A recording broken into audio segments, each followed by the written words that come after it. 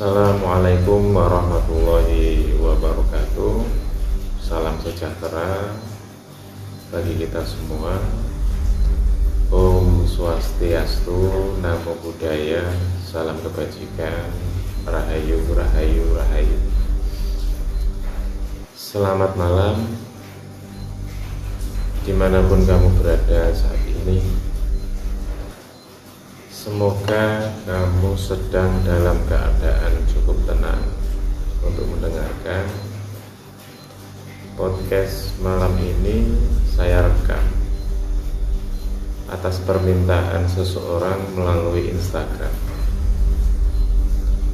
Saya menyadari keterbatasan saya, dan justru dengan keterbatasan itu saya memilih berbicara dengan hati-hati, bukan untuk menggurui, tapi agar apa yang kita dengar malam ini tidak menyesatkan dan tetap berpijak pada keselamatan batin.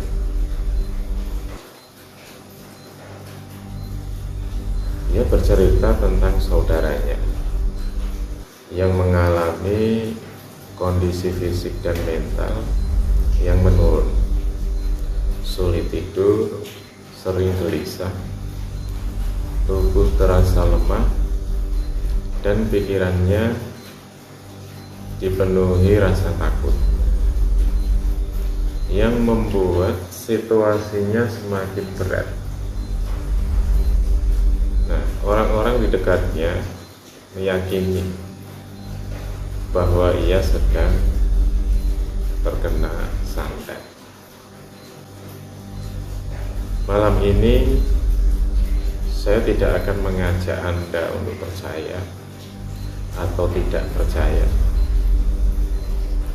Dalam banyak budaya, santet dipercaya sebagai bentuk serangan non-fisik.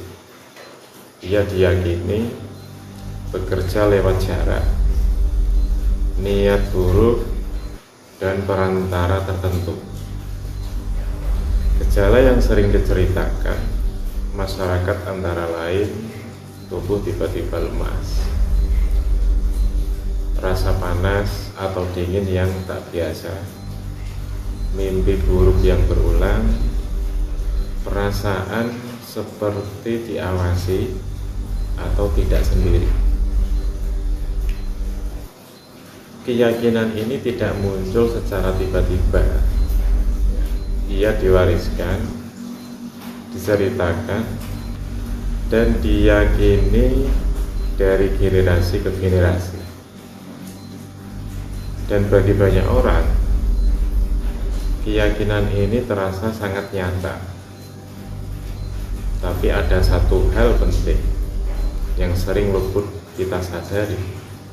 Apa yang terjadi pada batin seseorang ketika ia diyakinkan bahwa dirinya sedang diserang.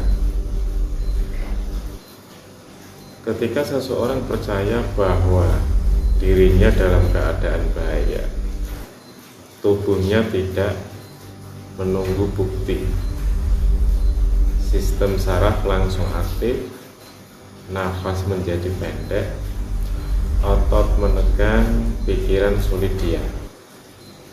Dalam psikologi, ini adalah respons ancaman.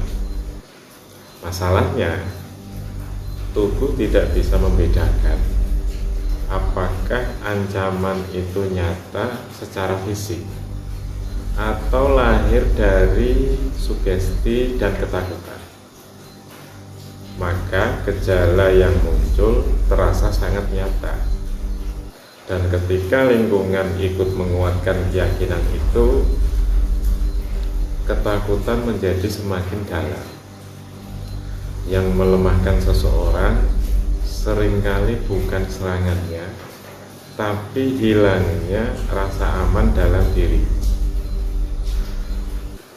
Saya ingin berbagi satu kisah. Identitasnya saya samarkan.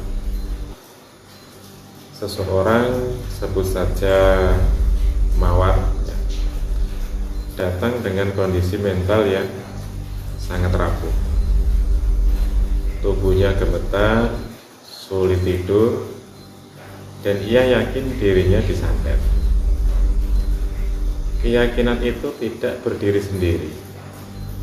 Keluarganya pun sangat meyakini hal yang sama. Setiap keluhan mawar selalu dikaitkan dengan serangan. Sedikit saja tubuhnya tidak nyaman, ketakutan langsung muncul kembali. Yang terjadi kemudian bukan pemulihan, tapi pengulangan rasa takut. Di titik ini, saya menyadari satu hal penting. Yang perlu ditolong pertama kali bukan keyakinannya, tapi batinnya. Saya ingin meluruskan peran saya di sini. Saya tidak melawan keyakinan seseorang, tapi saya juga tidak memperkuat ketakutannya. Dalam kondisi mental yang sangat lemah, perdebatan tidak menyembuhkan. Yang dibutuhkan adalah rasa aman.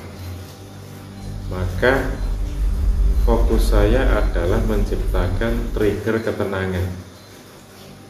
Suara yang stabil, kalimat yang menenangkan, doa, dan kehadiran yang tidak menghakimi. Banyak orang menyebut ini sebagai energi positif. Saya memaknainya sebagai kondisi batin yang tenang dan stabil, yang secara alami bisa menular. Saya tidak memindahkan apapun, saya tidak mengusir apapun, saya hanya membantu seseorang kembali ke dirinya sendiri. Dan ketika batin mulai tenang, tubuh seringkali mengikuti. Menangkal bagi saya bukan berarti berperang, tapi kembali pada hal yang paling dasar.